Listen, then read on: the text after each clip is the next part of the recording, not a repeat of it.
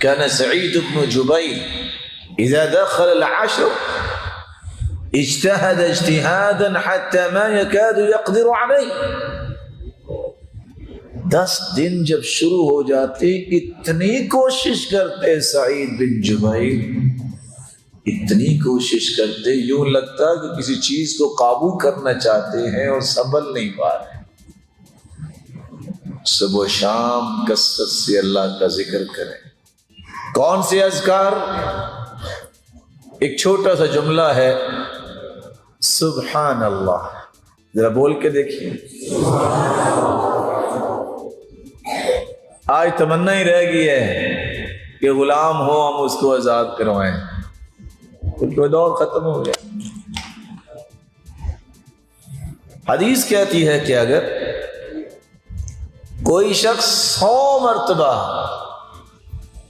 سبحان اللہ کہہ دے، اللہ اسے 100 غلام آزاد کرنے کا اجر عطا کر دیں گے۔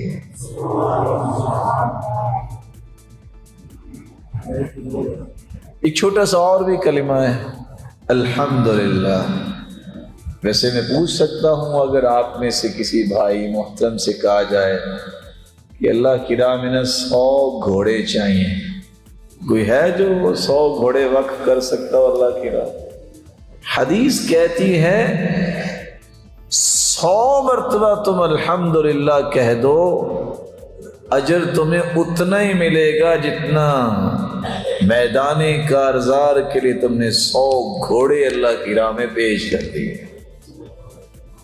کثرت سے ذکر کیجیے، اللہ اکبر۔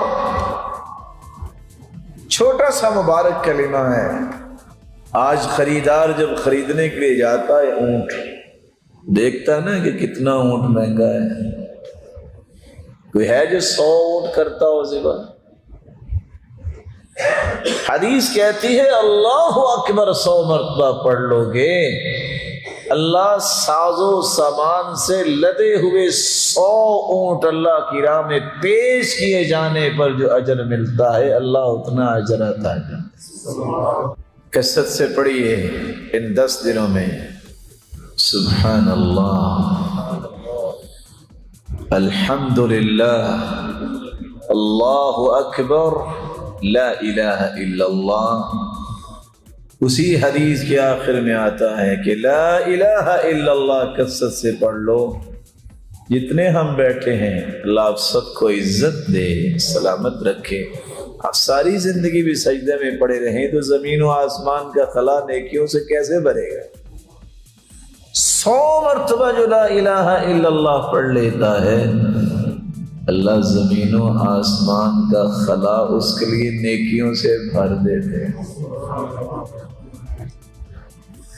ویسے آپ تھوڑا سا غور کریں، سبحان اللہ، الحمدللہ، اللہ اکبر، لا الہ الا اللہ، تکبیر کیا ہے؟ بولیے،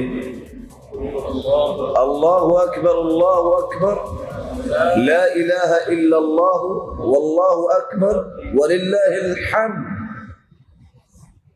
وہی 4 کلمے، وہی 4 کلمے ہیں جن کی آج اہمیت مسلمان سمجھتا نہیں ہے۔ اتنا بڑا یہ ربانی پیکج ہے، اللہ ہم سب کے نصیب میں فرمائے عمل کرنے کے لیے۔